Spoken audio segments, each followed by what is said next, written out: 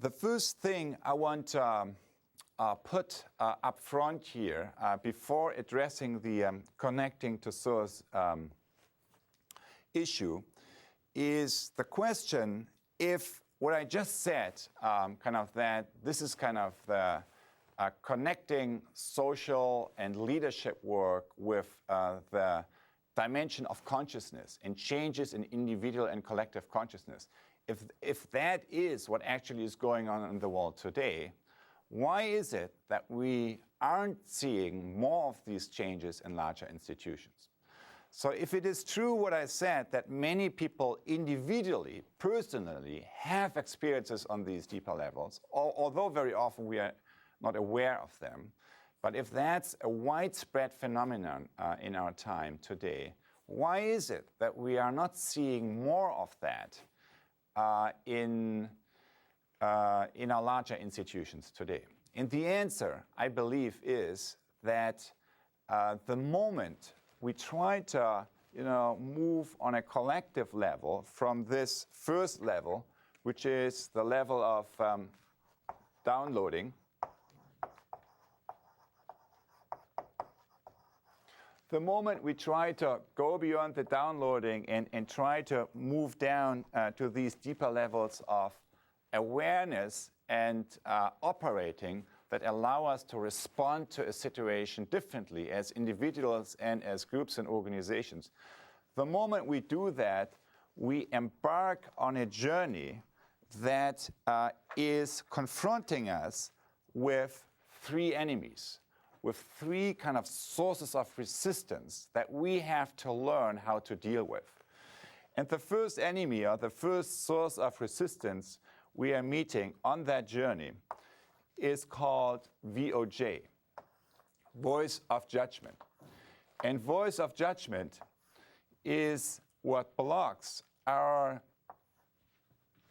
access, our capacity to access the open mind, to access this source of intelligence, which is the open mind. And you can take any kind of creativity technique, and what you will find early on is that there is some way that helps to suspend the voice of judgment. It's called different ways, but essentially what it is that it suspends the voice of judgment and helps us to rather listening to our internal chattering and kind of all our experiences of the past that tell us to expect something, rather than listening to that inner voice, we listen kind of to the person who actually is in front of us and kind of listening with an open mind. So that's the first of resistance, and kind of in any kind of change process, that's something we have to manage both within ourselves, but also help other people in our team to do the same. And during the next class, we'll show a clip of innovation based company, and one of the practices you will see in that organization, that the moment someone else is starting to nail another person's idea, he gets the bell. So that the bell is kind of a stop intervention that stops that voice of judgment from interfering with the collective process of creativity, which is what is the core asset and the core process of that organization. So that's voice of judgment, the first enemy. What's the second one? So once we are dealing with that, and once we begin to see the situation with an open mind, the next one is called the voice of cynicism. And the voice of cynicism is basically, so if you begin to access the open heart, which basically means that you put yourself out into vulnerability by really opening your heart to another person and put yourself into that place. If you do that, you become vulnerable. So what is that can be a problem. So what is the easy way out? The easy way out is kind of this, cynicism. It is that you distance yourself from a situation and you just look at the situation from outside.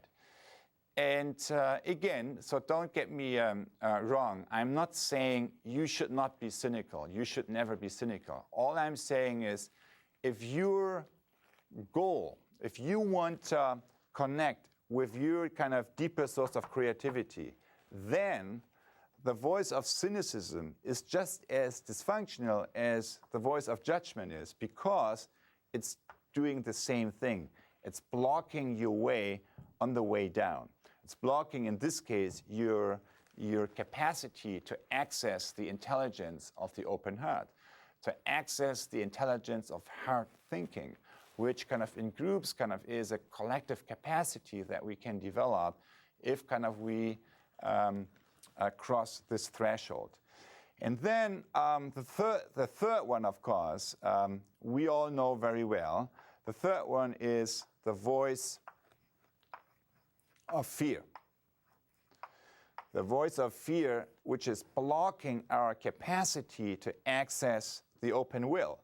What is the open will? The open will is essentially the capacity to let go of the old self and the old kind of intention, and to let come of the emerging future self, of the highest future capability. So that capacity to let go and let come, that is blocked. We are blocked to access this capacity of accessing our deeper authentic self by this enemy, by this force or source of resistance, which locks us into patterns of fear. Fear of what? So fear of letting go, fear of losing stuff, fear of not making it, fear of failure, fear of, there are many sorts of fear of being, excluded from a certain community, fear of essentially kind of fear of dying. And in fact, when I was researching the word root of the English word leadership, I found that it goes back to this Indo-European word root, light. And it literally means, that word root literally means to cross a threshold, to move from one world or one territory into another one. So this going forth, crossing a threshold, that's kind of one meaning of that word root here. And the other one is to die. The meaning of the word root of the English word leadership means to die. That's the other meaning. And what is to die? To die is exactly that. It means kind of to let go of one world, to let go of one world that we are familiar with, and to let come of another world that isn't there yet. Maybe we can feel a bit, maybe we have kind of a sensing of, yet we cannot even be totally sure about whether that other world really exists. And that other world will only come into being if we have the courage to let go of the old and to put our foot into that space of nothingness, And only when we have that courage to move forth in that way, kind of that other world is beginning to manifest through us, kind of through the conduit of our own actions. That, in a nutshell, really is the essence of leadership, the inner experience of leadership. It is, in many ways, a process of dying in terms of letting go of an old world and moving into a new world where we become the conduits, kind of allowing a new reality to come into being and co-creating it. So that's the third one here.